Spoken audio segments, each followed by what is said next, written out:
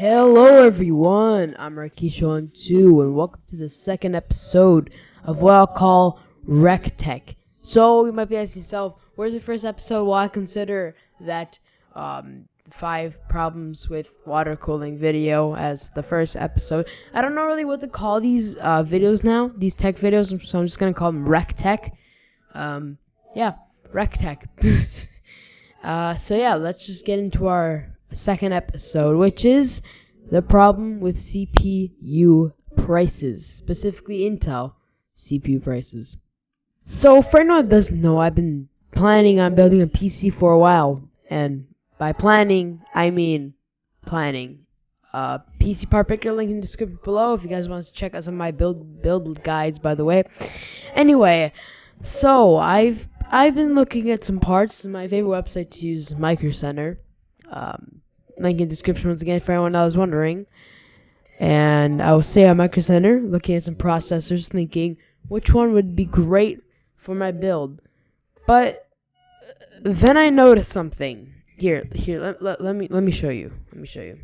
So we're gonna start with the Skylake processors, and this is just a Pentium, a 3.3 gigahertz Skylake. No big deal, $50. Nothing much to it, right? Okay, let's look at the i3. Okay, here it is, the i3 6100. Looks pretty good, 3.7 gigahertz, and it's an i3 for $110. Compare that to the Pentium, and you could definitely get some pretty good bang for your buck if you choose the i3. Of course, if you have a lower budget PC, you could choose a Pentium, and you'd still get some decent performance, but not as good as an i3. Okay, off to an alright start. Okay, so here we are, the i5. It's quad core, and wait a minute. 3.2 gigahertz on a quad core. Hold on. Okay, so we have a Pentium, a i3, and an i5.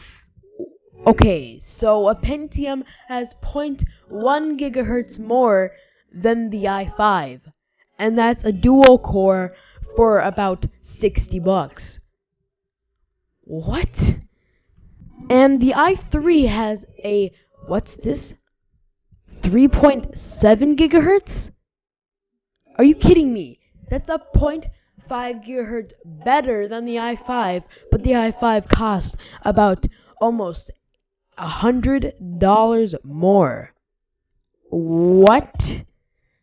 And things do not get any better when you look at the 6600K. And it's still below a dual core processor for a quad core. And how much are you paying? Oh yeah, don't forget that's $100 more. And not only that, but hey, at least it's overclockable, so you could probably get more performance. But either way, it is kinda dumb how the base clock for a overclockable CPU is less than a dual core for a quad core. Why? And things do not stop there. The Core i7 6700 is only 3.4 gigahertz, still below the i3, and only 0.2 gigahertz more than the Pentium that we saw earlier. Absolutely insane. So I'm pretty sure you guys are trying to catch my drift here, but once again, this is actually a lot better than the i5 at 4.0 gigahertz, and it is the overclockable, but still, it is not a high enough difference to cost $180 more. Oh my goodness. So it seems like people are overpaying for their CPUs according to what I think. Like, if there was at least a difference like you had for the Pentium and the i3, which is about 0.5 gigahertz difference, or maybe even more than that, it definitely would justify the $100 more price tag on the i5 compared to the i3. And of course, it would have justified the $200 more for compared to the i3 for the i7 if it had even more 0.5 gigahertz difference, not merely less or even just 0.2 or 0.3 gigahertz difference. Now, this is especially be a problem if you have a locked CPU or a CPU you can't overclock from Intel. You have an i7 that's 3.7 gigahertz, or maybe even less than that. That an i3 could probably outperform. Well, when tested, it doesn't, because it's a dual core CPU compared to a quad core. And I do understand the gigahertz isn't the only problem, but Intel can definitely push more gigahertz in a quad core CPU compared to a dual core. Come on, Intel. You are definitely either underclocking these things, or you just aren't just giving a crap at all about the gigahertz. You could definitely include some more gigahertz in there. Once again, I do understand that gigahertz isn't the only thing that defines what's a good CPU, and you definitely aren't even paying all of your money towards just gigahertz, pure gigahertz. You're paying for the extra 2 cores, the extra pure power, but it's like I said, you could definitely push these CPUs more than Intel is labeling them. But that was only Skylake. Let's take a look at what Kaby Lake has to offer, which is Intel's latest generation, the 7th generation, which is released this year in 2017. So here is a 7th generation Pentium for $64. Is 3.5 gigahertz. And the thing about this one is it's from Intel Arc, because Microsoft did not have a listing for the Pentium G4560. So I'm sorry about that, but there you go. That's from Intel Arc. So that Pentium was 3.5 gigahertz. This brand new Kaby Lake Intel Core i5 is 3.9 gigahertz. The kind of difference I want to see between the price margins. So let's continue on and see if anything has changed between the others. So the unlocked version is 4.2 gigahertz. Keep in mind this is overclockable, and it's a good deal, Micro Center. But if you take a look at the original price, it's about for $50 more, which is kind of like I said, I would think I would spend $50 on about a 0.5 gigahertz difference. It's more like a 0.3 gigahertz difference, so I guess it's all right, but it's not the best deal in the world. But at Micro Center, pretty good deal, as you only pay like $10 more for it, so not bad.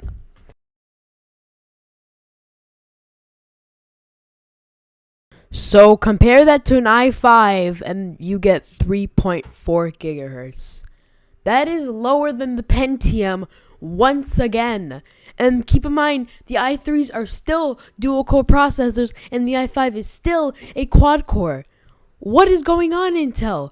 Why do you do this? Oh my goodness. Okay, so let's compare that to an unlocked Kaby Lake i5 and 3.8 gigahertz. Still less than a dual core, and actually 0.1 gigahertz more than the locked CPU for the i3 Kaby Lake. Why? At least it's unlocked, and at least you could overclock it, but come on. 3.8 gigahertz at original clock. Really?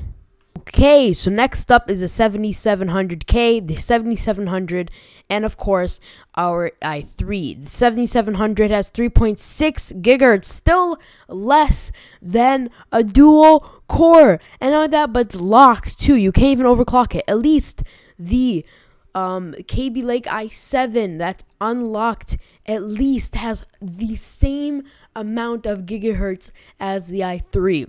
Still a dual core, by the way. The i7 is still a quad core. Oh my goodness. So what is going on here? Well, to me, it seems like Intel is underclocking their CPUs. Clearly, an i7 could definitely deliver a lot more power than an i3 could, and compared to a lot of different tests, it can. But it still has less gigahertz than an i3, and I want an explanation why.